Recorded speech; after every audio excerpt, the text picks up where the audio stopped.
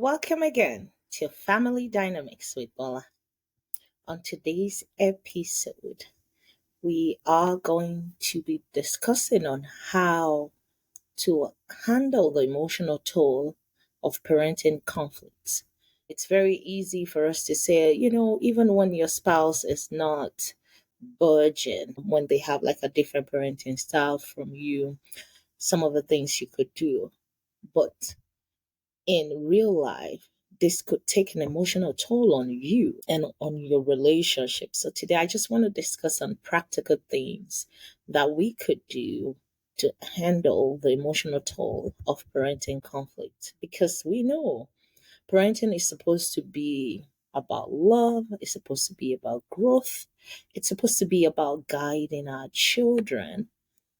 But sometimes our relationship with our spouse make this parenting that is really crucial become a source of stress or even frustration as we journey in raising our children.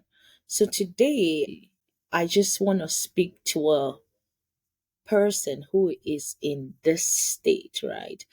What are some of the things you could do to manage the emotional toll of parenting conflicts? I'll just give some practical things that we can do. The first thing I want you to do is reframe your perspective about the conflict. Yeah, is it easy? No. But is it possible? Yes. Reframe your perspective. It is the two of you versus the problem that you're encountering. When you have parenting style conflicts, it's not you versus your spouse, right? So instead of you seeing your spouse as the problem, as the villain, as the opponent, you want to remind yourself that the two of you, you want the best for your child. You just have a different way of getting there. So, one thing you could do is this: the next time that you feel like there's tension arising between you and your spouse in what to do about your children, just take a deep breath. Ask yourself, is there a way that we can work together here instead of us working against each other? And you will be surprised that there's always a way. Right. Another thing you could do is acknowledge your feelings without letting them control you. Of course, it's okay to feel frustrated.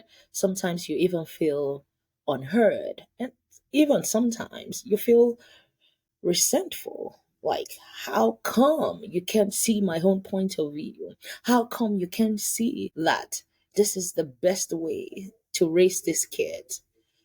But you don't want to let these feelings dictate your actions, right? When you feel those emotions, one thing you want to do is to, like, okay, this is how I feel right now. This is how I feel. I feel like you're not being open to what I'm saying. I feel like you're not listening to me. This would actually help you yourself regulate your emotions. It will help you not to just lash out. It will help you to make what is already bad, it will help you not to make it worse. And it would help you communicate more clearly. You will be surprised at some of the effects that this would have on your relationship. You could also even have like a kind of rule that you have. Agree as a couple to take a pause when your emotions take over, when you're feeling like really frustrated, because those times will come when you have a different style of raising those children. You can have that rule, like, you know what, let's revisit this. Let's come back to this in an hour when we've both had enough time to just think about it, right? So that would help you and it will help your spouse in that regard. And another practical thing that I want to put in your hand is, as a parent, write down your parenting triggers. You've seen over time some of the things that, repeat itself that actually cause conflict between you and your spouse in raising your kid. And sometimes it's not even the parenting style that causes the conflict. It's more deep rooted issues, right? So it's really important for you and your spouse to journal those things so that you can get to the root cause and find out how to move on from that. You can ask yourself, what are some of the specific issue here that make me so upset? Is it what he said? Is it what she said, or how they've said it? Is this really about my spouse? Or this is from something that stems from the way I was raised, something that stems from my past, something that stems from my experiences in time past. As you journal those things, those triggers, you're able to get to the root of the matter. You're able to see, okay, this is much more than what I'm seeing on the surface. And then you ask yourself, what exactly can I do to manage these emotions before I actually respond to them? And one other practical thing you could do is, when you don't agree on big things, look for small areas of agreement. There's always a small win. Look for those places where he agrees that this could be done, she agrees that we could do it this way. Identify just one thing that you both agree on parenting and make a big deal out of it. You know, you both can agree that education is really important to you as a family, and you can work together towards that. That's a win. So agree on that. Don't focus so much on what you're not agreeing on, because as events unfold, you find places of compromise and how to just bring those things together, and your focus is shifting from what is not working to what is working.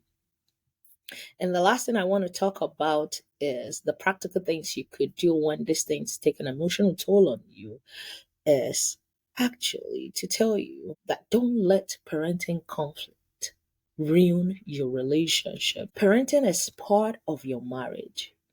It's not all of it, right? It's part of it, but it's not the entirety of your marriage. I know it's a huge part of it, it is big, but if you strengthen those other parts of your relationship, the conflict in parenting would be easier to walk through. So I'd like to challenge you.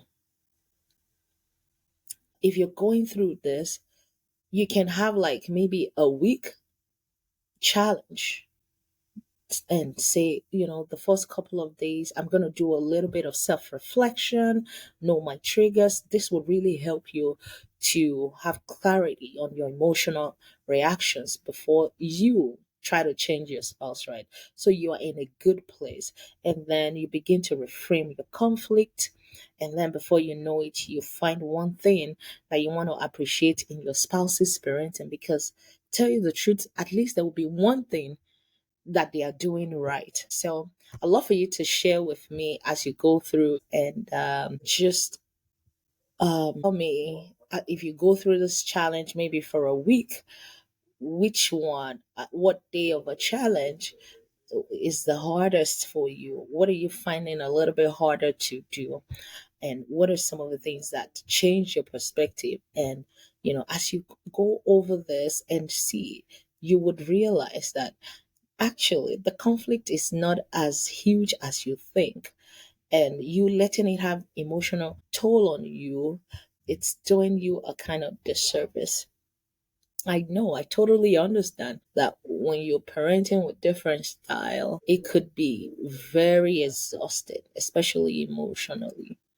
But you have to understand that your peace of mind is paramount. We know that you can't control your spouse, but you can control your own mindset. You can control your reactions, and you can control the way you want to model peace and love and patience to your kids. So keep showing up even when there's disagreement. Keep showing up with love, and you would watch how this would transform you, transform your family as you go ahead with this. Thank you so much for listening. This is Family Dynamics with Bola.